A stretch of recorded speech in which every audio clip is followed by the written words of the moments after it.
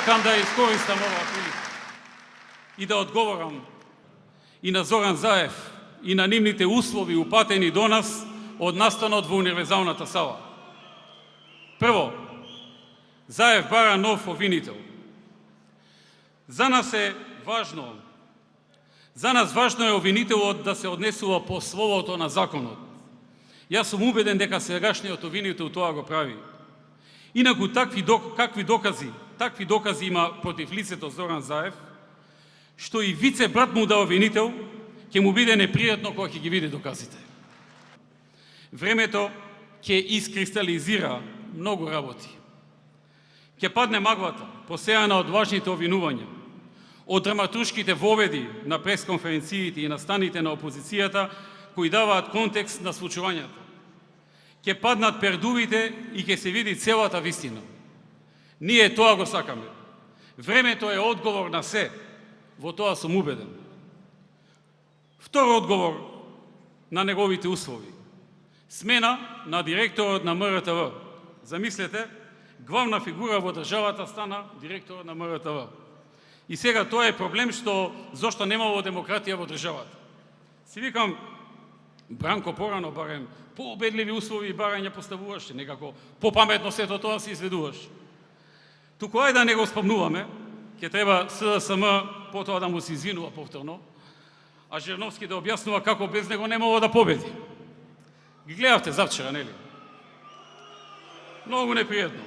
Просто срам да те фати, вака како што ги гледаш. Им се испуштило, не го исекле како што треба, па толку се уплашени од Бранко, што дури и признаа дека ги сечат материјалите што ги пласираат во јавност, што е сериозен скандал сам по себе.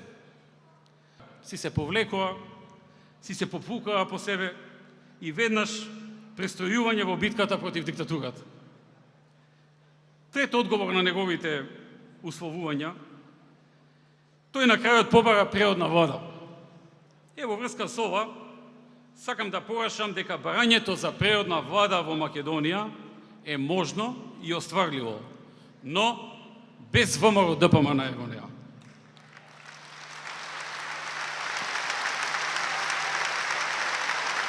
Ние сме сметале и секогаш ќе сметаме на народот.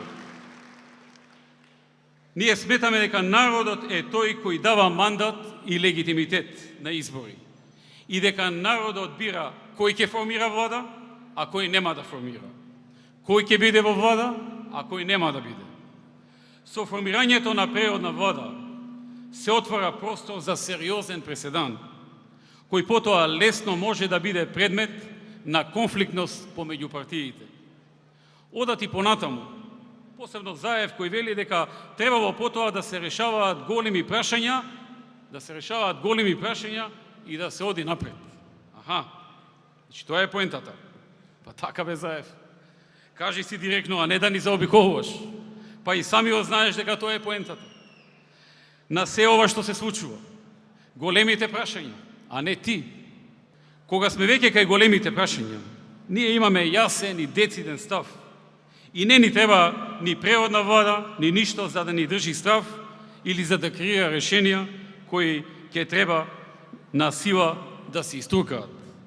Нашиот став е објавен во нашата програма и ако сакате ќе ви го прочитам и сега.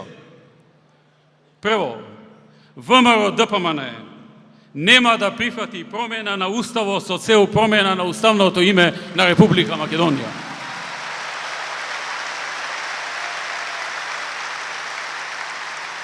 Второ, ВМРО ДПМН нема да прифати идеи и предвози што би го загрозиле македонскиот народ и македонскиот национален идентитет, засебноста на македонската нација и македонскиот јазик и култура. Трето, ВМРО ДПМН, како одговорна и народна партија, нема да дозволи кое било решение за спорот кој го наметна Грција да биде прифатено од страна на политичари, поединци, влада или собрание, без преходно за тоа да се изјаснат македонските граѓани на референдум, а при тоа мнозинството од граѓаните кои ќе излезат на референдумот да се согласи со евентуалното можно решение. Четврт одговор на неговите условувања. Најважно за нашиот народ е прашањето како сето ова ќе заврши. Ќе заврши со правна постапка согласно законите во Македонија.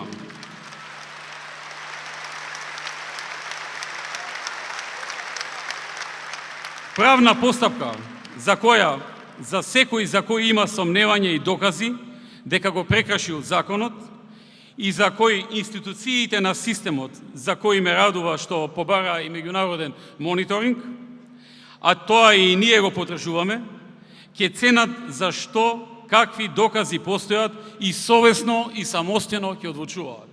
Инаку, како што и досега истакнав, ние сме подготвени за диалог на принципиални основи, согласно досега јавно изнесените позиции. Но условувања и уцени тоа никогаш нема да го прифатиме, посебно затоа што знаеме што стои за тоа и што се крие за сето тоа.